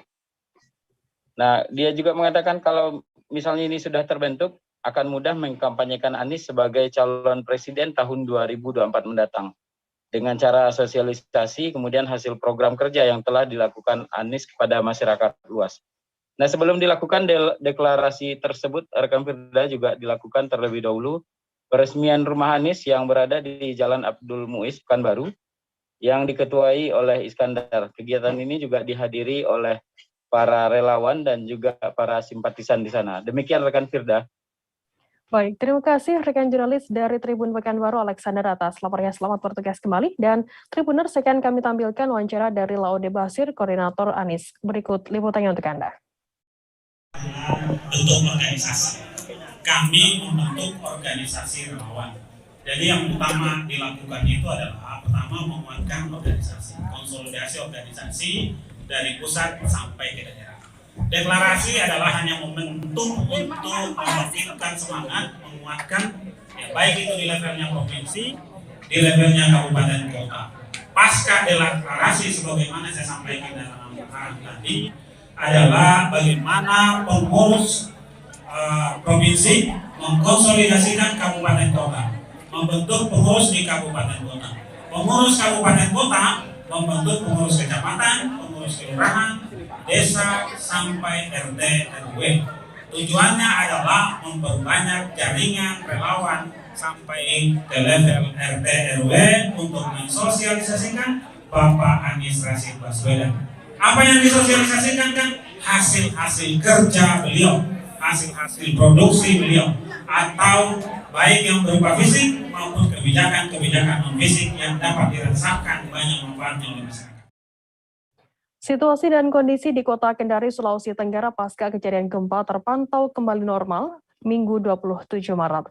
Diketahui aktivitas gempa terdeteksi sejak Jumat 25 Maret dengan kekuatan magnitudo 4,9 sekira pukul 21 lebih 20 menit waktu Indonesia Tengah. Informasi lebih lengkapnya terkait hal ini akan disampaikan oleh rekan jurnalis kami dari Tribun News Ultra. Ada Amelda Devi yang akan melaporkannya langsung dari sana. Silakan rekan Amelda. Ya, baik. Terima kasih rekan Firda. Perlu kami informasikan di Kota Kendari saat ini pasca kejadian gempa sejak Jumat 25 Maret lalu terpantau kembali normal, Firda, di mana masyarakat beraktivitas baik itu mulai berkantor sejak Senin ini dan pantauan kami sejak Minggu kemarin beberapa rumah makan, toko pakaian dan toko-toko lainnya yang ada di Kota Kendari juga kembali beroperasi memberikan pelayanan dan terlihat pula masyarakat masih mengunjungi beberapa tempat-tempat publik yang masih terbuka. Salah satunya di pusat perbelanjaan baik itu di Mall Mandonga, Lipo Plaza hingga di Matahari Brilliant Plaza. Ya, aktivitas ini termantau kembali normal sejak adanya gempa yang menimpa sejak Jumat lalu, di mana diketahui pusat gempa yang pertama kali terdeteksi dan dicatat oleh BMKG itu berkekuatan 4,9 skala Richter di sekitar pukul 21:20 waktu Indonesia Tengah, di mana pusat gempa itu berada di 3,87 lintang selatan dan di titik 122,76 bujur timur. Ya, kemudian berada di 11,9 km timur laut Soropia, Kabupaten Konawe, Provinsi Sulawesi Tenggara. Ya, setelah gempa tersebut terjadi 7 gempa susulan, mulai berkekuatan 2,6, kemudian 2,8, 3 hingga 4,3 skala Richter. Ya, puncak gempa terjadi pada Sabtu kemarin, yakni sebesar 5,2 skala Richter di titik epicentrum yang sama, yaitu di timur laut Soropia. Kemudian gempa berpusat di laut 5 km tersebut dan disusul gempa sebanyak sekiranya 14 kali. Setelahnya itu yaitu gempa berkekuatan kecil. Ya, untuk diketahui, Firda dan rekan teman-teman Tribunars, gempa yang terjadi di Sulawesi Tenggara ini disebabkan oleh sesar Lawanopo, di mana diketahui sesar Lawanopo ini adalah sesar yang memanjang dari arah barat laut menuju tenggara wilayah Sulawesi Tenggara atau dari Kolaka Utara menuju timur laut Kota Kendari. Ya, sesar Lawanopo ini merupakan sesar yang beraktivitas sesar geser dan diketahui sesar jenis ini merupakan ciri dari sesar yang tidak menimbulkan tsunami.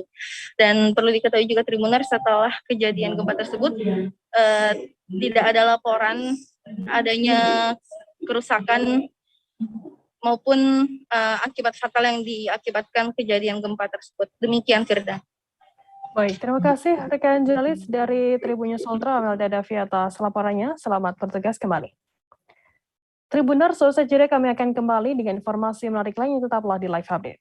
Oke, apa kabar Bang Arief di sini untuk strateginya? Kalau saya sendiri di Jumit 37 ini yang semalam baru mulai, saya udah pas. Sebenarnya aku nggak ngerasain penangkapan atau penggerebegan atau apapun itu. Karena gini loh, posisinya aku kriteria. Jadi kita mengenal disebut dengan stroke yang tidak berdarah dengan stroke yang berdarah. Stroke yang tidak berdarah itu biasanya ditandai dengan adanya penyumbatan. Kalau itu terjadi di sini mungkin pikirnya tidak ke situ kali ya, tapi kalau di Korea atau di Kamboja itu ada beberapa paper yang saya itu mas, ya dulunya tukang koran. Oh gitu ya. Tukang koran. Ya saya baca itu Pak. Tuh kan pernah baca kan? Ya. Jadi kalau saya jadi pangdam itu udah bersyukur banget. Si anak ini dijadikan sebagai tersangka begitu. Ya, kalau ini kita bicara yang di luar kasus Sebongombo ya. Dikenal dengan nama hujan shower, di mana terdapat batas jelas antara daerah hujan dan tidak hujan yang biasanya terjadi pada fase awal mature stage atau tahap berbahaya dewasa. itu Kang. Jadi mulai artinya terjadinya perlembekan. Nah itu untuk penetrasi akan sulit begitu ya. Dok, saya ini menurut saya memang tidak mudah, bukan urusan tanah diambil. Kalau misalnya Amerika Serikat sekarang, Rasulullah mengatakan dalam sebuah hadis bahwa berpuasa di 6 hari Syawal itu. Oke, apa kabar Bang Arief di sini untuk strateginya? Kalau saya sendiri di Jumit 37 ini yang semalam baru mulai, saya udah pas. Sebenarnya aku nggak ngerasain penangkapan atau penggerebegan atau apapun itu. Karena gini loh, posisinya aku kriteria. Jadi kita mengenal disebut dengan stroke yang tidak berdarah dengan stroke yang berdarah. Stroke yang tidak berdarah itu biasanya ditandai dengan adanya penyumbatan. Kalau itu terjadi di sini mungkin pikirnya tidak ke situ kali ya, tapi kalau di Korea atau di Kamboja itu ada beberapa paper yang saya itu mas, ya dulunya tukang koran. Oh gitu ya. Tukang koran. Ya saya baca itu Pak. Tuh kan pernah baca kan? Jadi kalau saya jadi pangdam itu udah bersyukur banget. Si anak ini dijadikan sebagai tersangka begitu. Ya, kalau ini kita bicara yang di luar kasus Sebongombo ya. Dikenal dengan nama hujan shower, di mana terdapat batas jelas antara daerah hujan dan tidak hujan yang biasanya terjadi pada fase awal mature stage atau tahap berbahaya dewasa. itu Kang. Jadi mulai artinya terjadinya perlembekan. Nah itu untuk penetrasi akan sulit begitu ya.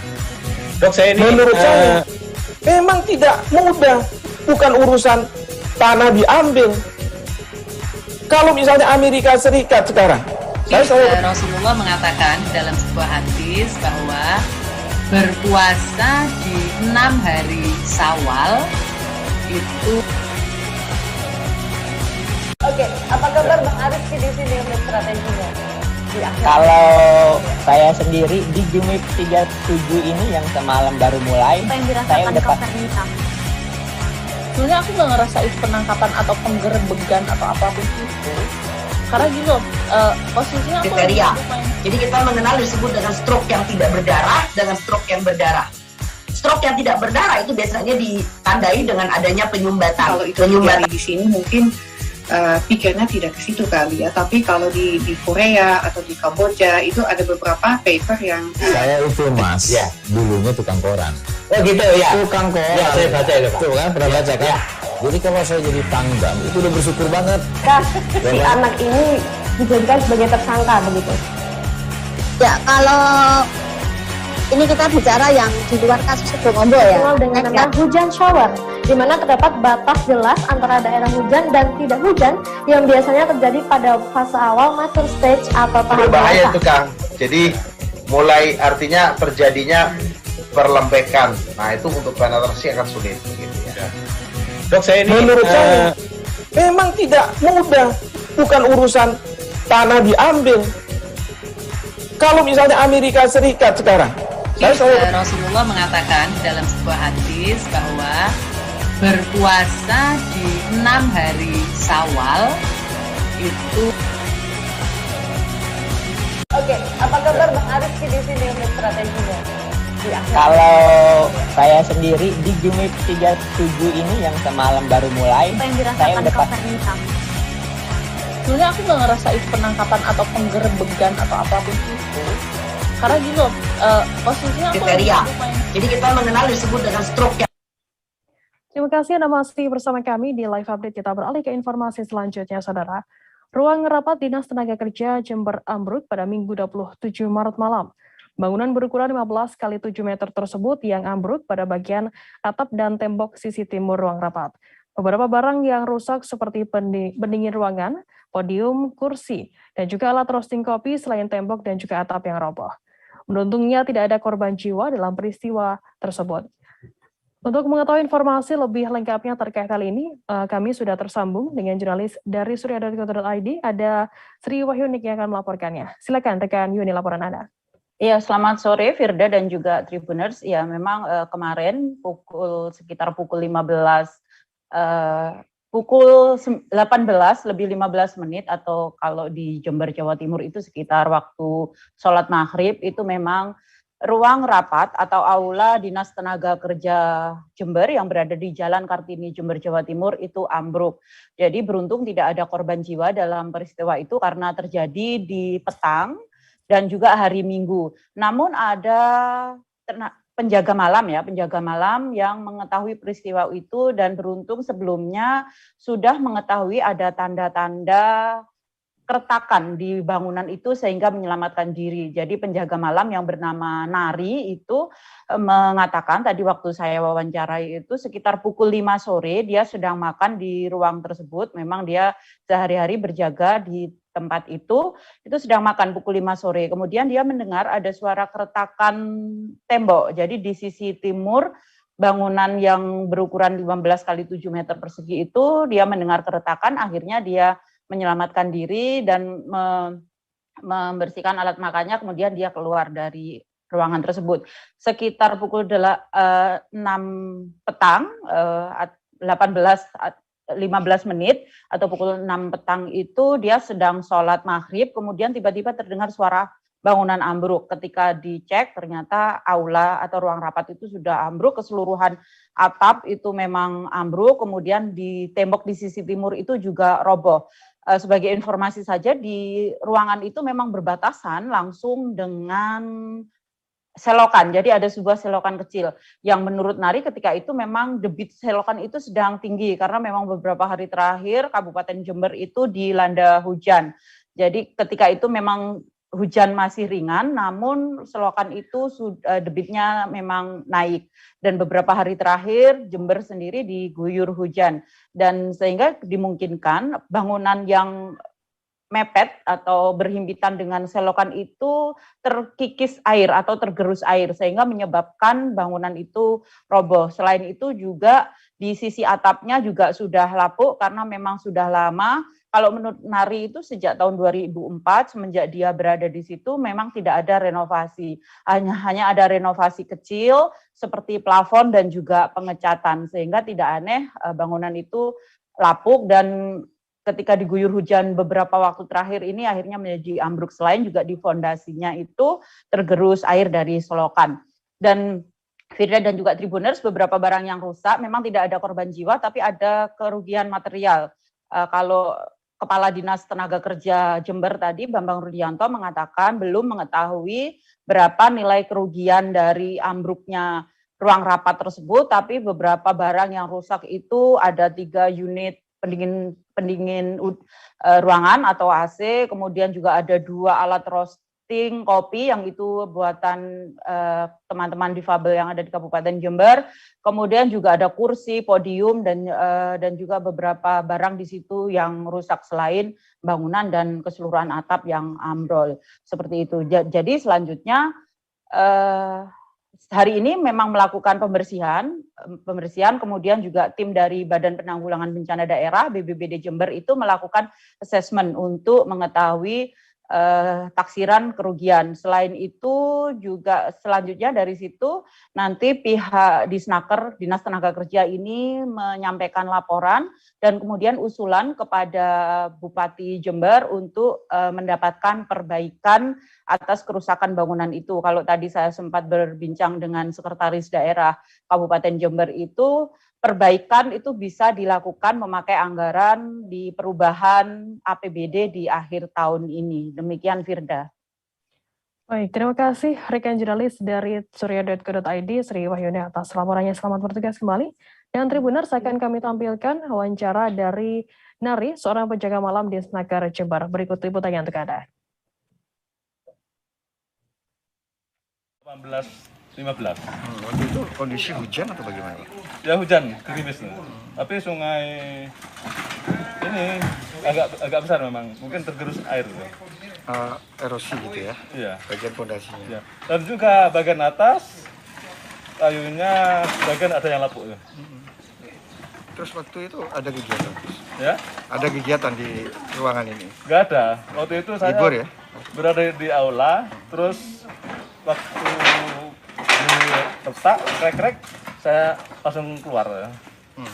Jadi sebelum roboh ada apa, Pak? Suara? Ada suara memang, gejala. Seperti apa, Pak? Ya seperti anu itu, retek tuh. Gemuruh gitu ya? Enggak, bunyi retak-retak sedikit tuh. Itu sumbernya dari mana, Pak? Sebelah dari mana? Tembok sebelah timur. Jadi yang roboh sebelah mana dulu nih, Pak? Waduh, kalau yang roboh saya kurang tahu, cuma waktu itu saya pas habis sholat maghrib ya. Habis sholat maghrib, jam 18.15 langsung ambruk. Kaget waktu itu ya. Tapi nggak ada ini ya, kegiatan di bawahnya lagi? Nggak ada. Pak, ini dibangun tahun berapa, Pak, ini, Pak? Usia bangunan? Waduh, sebelum menempati di sini sudah ada di sini, ada aula ini udah. Cuma barusan ini yang direhab cuma pelapon aja. Terus bagian apa? Kayu-kayu di atasnya? Enggak ya? Enggak, cuma pelapon bawah itu ya. Iya. Menyambut momen Hari Air yang jatuh pada Senin 22 Maret lalu, perenang profesional asal Tarakan kembali melakukan unjuk kemampuannya menaklukkan perairan Kaltara. Ia adalah Ibrahim Rusli, pria yang berprofesi sebagai salah seorang ASN di Pemkot Tarakan. Ibrahim kembali melakukan aksi berenang di area perairan Tanjung Karis sebagai titik start sampai ke garis finish perairan Satpol Airut Polres Tarakan pada Sabtu 26 Maret. Untuk mengetahui informasi lebih lengkapnya terkait hal ini akan disampaikan oleh rekan jurnalis kami dari Tribun Kaltara, ada Andi Pausiah yang akan melaporkannya. Silakan rekan Andi, laporan Anda. Ya, baik rekan Firda, selamat petang Tribuners, bersama saya Andi Pausiah melaporkan dari Kota Tarakan, Provinsi Kalimantan Utara. Ya benar rekan Firda, pada Senin, tepatnya pada hari Sabtu 26 Maret 2022 kemarin, perenang asal Tarakan kembali menunjukkan aksinya mengarungi perairan yang ada di Kaltara. Adapun ini dilaksanakan dalam rangka menyambut momen Hari Air Sedunia yang jatuh pada 22 Maret 2022 kemarin. Dikatakan Ibrahim Rusli, perenang asal Kaltara ini memang di momen Hari Air Sedunia kemarin dia ingin melaksanakan kegiatan kampanye kepada masyarakat untuk tetap bijak menggunakan air sesuai dengan kebutuhan, dan juga di momen Hari Air Sedunia kemarin ia juga ingin mengajak masyarakat untuk tetap mengajak masyarakat mencintai laut dan menjaga kebersihan laut.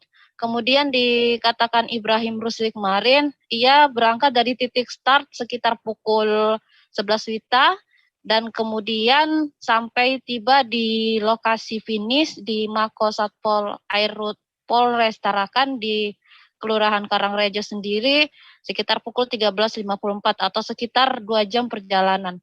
Sempat menemui kendala pada saat masih di wilayah area perairan Tanjung Karis, karena memang kondisi ombak di sana yang cukup kencang dan ia harus melawan arus selama 1 jam, sehingga biasanya normalnya ia dalam 1 jam bisa mencapai 2 km, ini dia hanya bisa sanggup mencapai 1 km.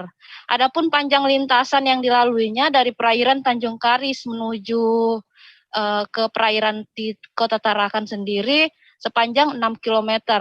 Dalam hal ini Ibrahim Rusli dikawal langsung oleh personel dari Satpol Airut Polres Tarakan.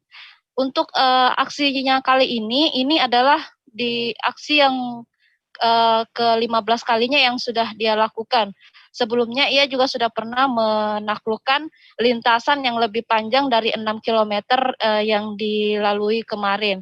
Yakni lintasan yang terpanjang menurut Ibrahim Ali ada di tahun 2010 kemarin, di mana ia pernah menaklukkan perairan start dari Sebatik menuju ke Tawau, dan sepanjang lintasannya itu sekitar 8 km dengan waktu tempuh mencapai 4 jam lamanya di tahun 2010. Selain itu yang membanggakan bagi dirinya, ia juga pernah mendapat rekor muri, di mana pada tahun 2014 lalu ia berhasil menunjukkan aksinya melintasi 2 selat, yakni Selat Madura dan Bali, hanya dalam waktu 1 hari. Kedepannya ia masih akan terus melanjutkan aksinya. Ia masih ingin memecahkan rekor muri lagi sampai tembus di atas 8 km lintasan yang dilalui. Nantinya dia juga akan mengulang kembali menaklukkan perairan yakni melintasi 4 provinsi, yakni di Kaltara, kemudian Bali, Lombok, dan Jawa Timur selama 5 hari. Namun untuk waktunya sendiri nanti masih akan dikondisikan oleh beliau dan mencari momen yang pas. Demikian rekan Firda. Baik, terima kasih rekan jurnalis dari Tribun Kaltara nih Pak Osi atas laporannya. Selamat bertugas kembali. Dan Tribuners, akan kami tampilkan wawancara dari perenang di Tarakan, Ibrahim Rusli. Berikut liputannya untuk Anda. Hari-hari sebelumnya mestinya dilakukan kemarin tanggal 22 Maret karena suatu hal cuaca dan kebetulan ada kegiatan di kantor. Rencananya hari ini 26 Maret. Apa sih yang ingin dilakukan dalam hal renang itu? Apakah kampanye atau gimana ini? Artinya menggunakan air tawar dengan bijaksana lah, kita sehemat mungkin lah menggunakan air, karena air makin lama bukan bertambah, semakin berkurang air bersih. Terus apakah juga mengajak kampanye untuk menjaga laut atau gimana? Ya, bersihan laut lah, sampah-sampah. Pak, tadi mulai berangkat start dari jam berapa? Dari jam 11. 11, tiba di sini sekitar pukul jam 1. Berarti total sekitar berapa jam kalau dari mulai start? 2. Jaraknya berapa kilometer itu? Kurang 6 kilo. 6 kilometer. Sempat ada kendala kah Pak saat di lautan? Oh, banyak. Apa aja tuh Pak? Pertama, arus agak ombak sedikit. Ya, agak ombak. Lawan arus itu sampai 1 jam.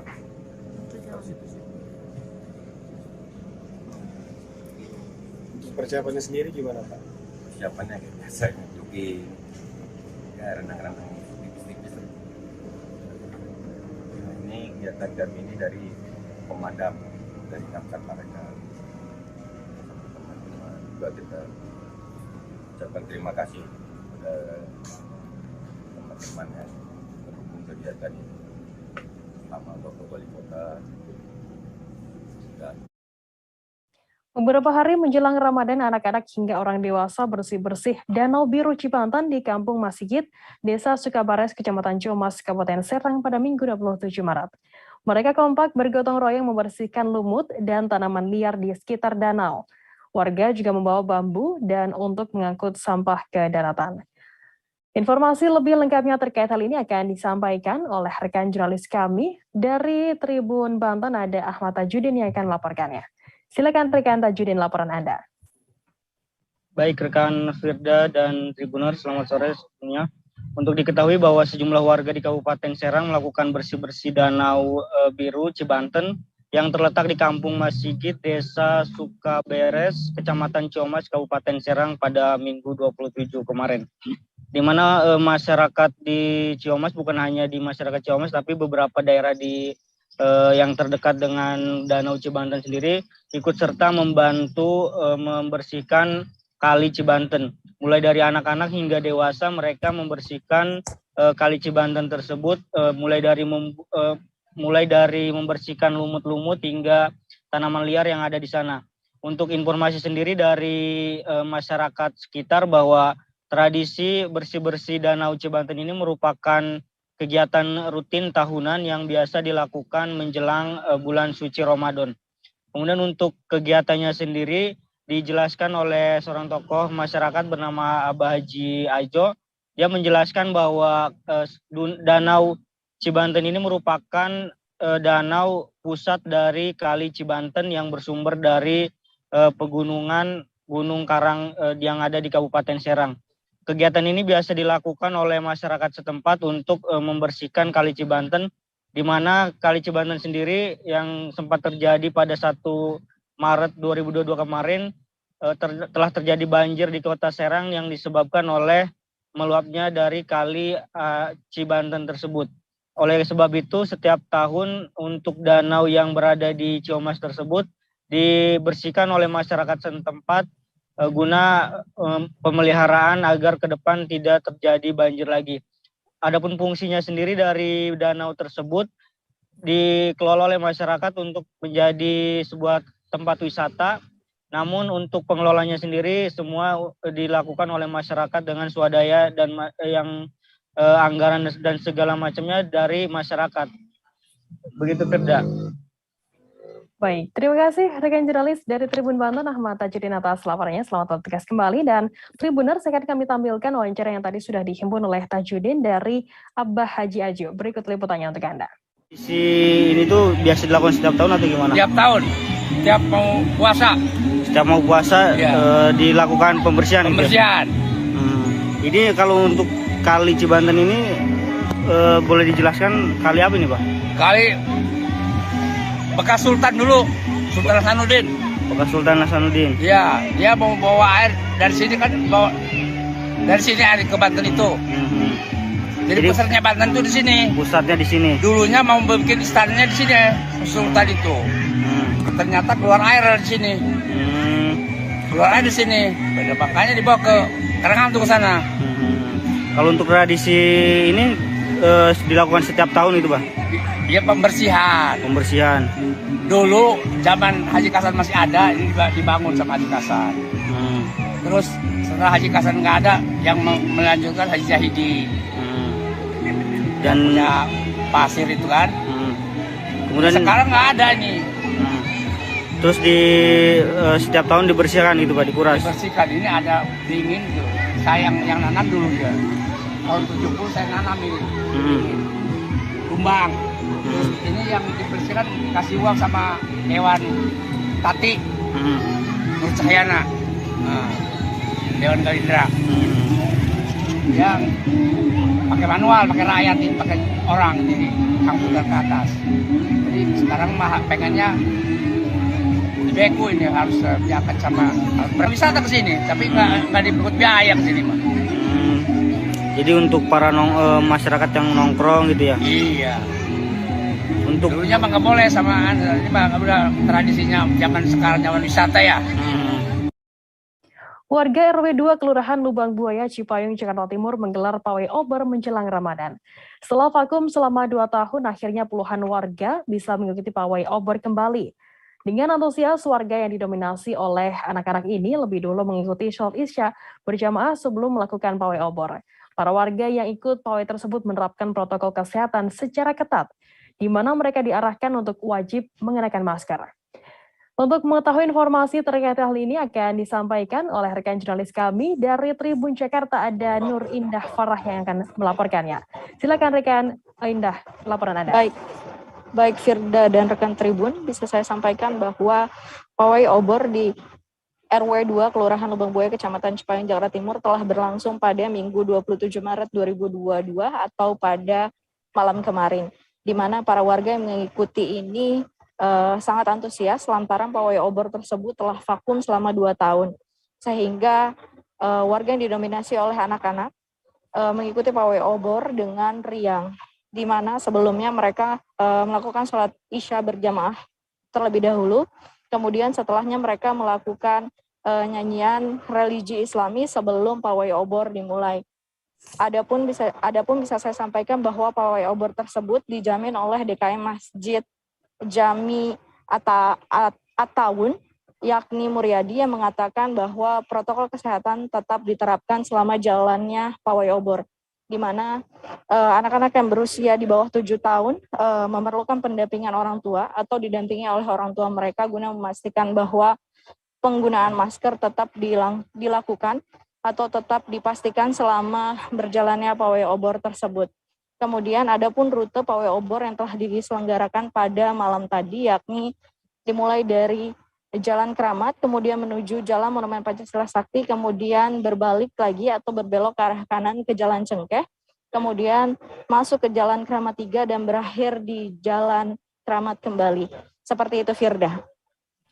Baik, terima kasih rekan jurnalis dari Tribun Jakarta, Nur Indah Farata. Selamat bertugas kembali. Tribuners, informasi tadi sekaligus menutup perjumpaan kita dalam live update hari ini. Jangan lupa saksikan terus live update di seluruh kanal YouTube dan Facebook Tribun Network. Saya Firda Ananda, mewakili kru tugas undur diri. Terima kasih dan sampai jumpa.